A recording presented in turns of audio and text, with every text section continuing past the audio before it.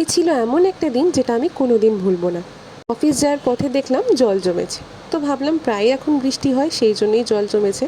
কিন্তু যখন দেখলাম যে এরিয়াগুলোতে কোনো দিন জল জমে না সেখানেও এত পরিমাণে জল জমেছে, তখন বুঝলাম ব্যাপারটা বেশ শোচনীয়। এই জায়গাটা তো আমার ভিডিওতে তোমরা প্রায় দেখেছো, এটা আমার অফিসের সামনের রাস্তা, এখানে অনেক জল ছিল। অফিসে গিয়ে জানতে পারলাম পুরো বিল্ডিংয়ের পাওয়ার অফ হয়ে গেছে।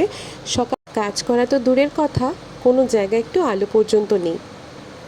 জেনারেটরের দৌড়ে যতদূর চলছিল, লিফটটাও অনেক পরেই চালু হয়েছে। যখন দেখলাম যে লাইট আসার কোনো উপায় নেই, তখন আমরা নিচে গিয়ে বসেছিলাম। তো আমাদের সাথে আরও অনেকেই ছিল, অন্যান্য অফিসে যারা কাজ করে তারাও ছিল। অনেকের ছুটি হয়ে গেল, আমরাও ভেবেছিলাম হয়তো আমাদের ছুটি হয়ে যাবে, কিন্তু আমাদের ছুটি হলো না। প্রায় 1টা-1.5টার পরে গিয়ে যখন বিল্ডিংয়ে কারেন্ট এলো, তখন আমাদের কাজ শুরু হলো। এবার সবথেকে বড় চিন্তা ছিল যে দুপুরে খাবো কি, কারণ সেদিন আমি টিফিন নিয়ে যাইনি, আর ক্যাফেটেরিয়াও বন্ধ। তাই অফিসেরই এক দাদার দোকান থেকে বিরিয়ানি আনালাম।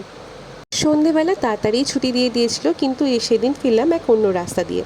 যে রাস্তা দিয়ে আমরা রেগুলার ফিরি সেই রাস্তা দিয়ে যদি ফিরতাম তাহলে 3-4 ঘন্টার আগে বাড়ি পৌঁছাতাম না, কারণ সেই রাস্তায় প্রচুর জ্যাম ছিল।